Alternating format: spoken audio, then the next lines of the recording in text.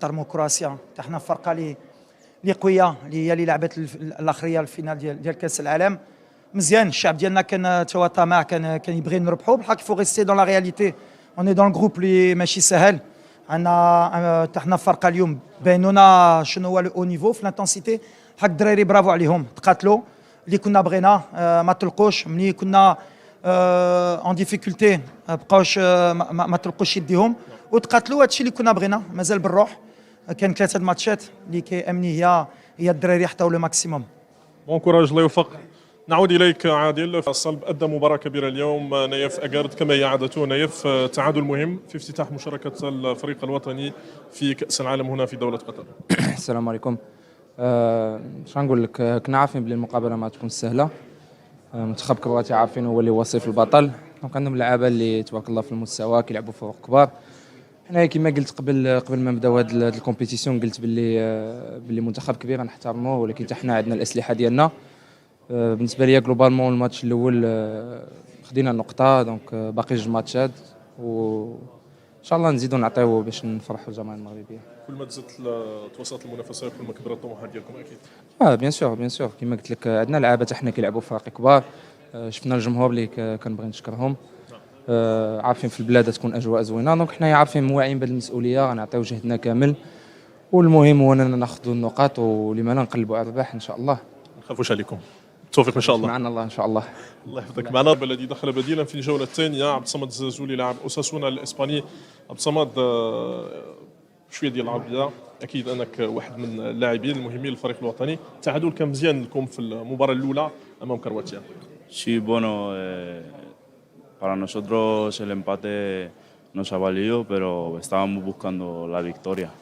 Pero bueno, nos vamos con un sabor amargo, pero bueno, felices por el punto. شكرا عبد الصمد الزازولي، بارك الله فيك. كما قال عبد الصمد الزازولي، قدموا مباراة كبيرة وكان بإمكانهم تحقيق الفوز، لكن بالنسبة لهم مهمة جدا نقطة أمام كرواتيا في المباراة. هل كنت بتعتقد أنه ممكن تتعادل مع منتخب المغرب؟ السؤال الثاني، شو حظوظك بمجموعة أصبحت وكيف حتلاقي الأمور؟ هل هي معقدة أم سهلة بالجولات القادمة؟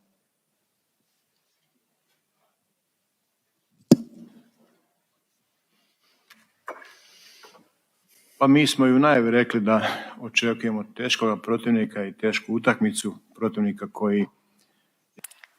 أنا أعتقد أنه كنا نحن بصدد خصم بنى علينا الكثير من الضغط وكان متأهبا جيدا، كان متربصا لنا لنرتكب الأخطاء، وكان متأهبا أيضا لكي يستغل نقاط ضعفنا. يعني نحن كنا جاهزين لكل ذلك. ما لربما كان ناقصا كانت بعض التمريرات. الأفضل من ذلك أن نكون متأهبين بطريقة أفضل. فيما يتعلق بالكرات العرضية كان يتعين علينا أن نهاجم بطريقة أفضل. نحن كنا نعرف أن هذه المباراة ستكون مباراة صعبة، وأن الخصم المغربي سيكون خصما لا يستهان به، بالتالي سيتعين علينا أن نمضي قدما بناء على كل ذلك. السلام عليكم. موقع ماتش بريس. مدرب، اليوم شفنا المنتخب الكرواتي كان دائما تقريبا نفس طريقة اللعب اللي أثناء توصلكم بالكرة كنشوفوا على ان المنتخب الكرواتي كيهاجم بالجميع وكيرجع عاوتاني بالدفاع. نفس الشيء كان عند المنتخب المغربي. واش هذا ما صعبش الاموريه ديال المنتخب الكرواتي، وخاصه على ان وسط الميدان كان شرس بين المنتخبين؟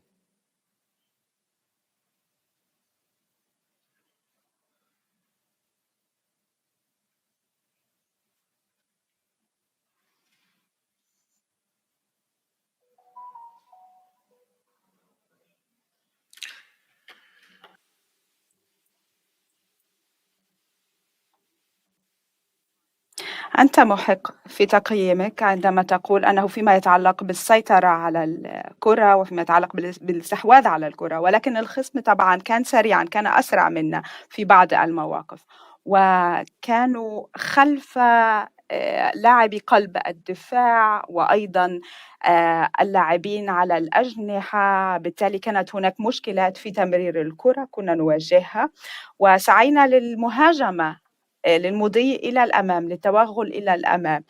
ولكن طبعا كنا نخشى الهجمات المرتدة وكنا نسعى لعدم ارتكاب الأخطاء. ويتعين علي أن أعترف بأنه كان ينقصنا الشجاعة، كنا أحيانا نواجه صعوبات في اتخاذ القرار.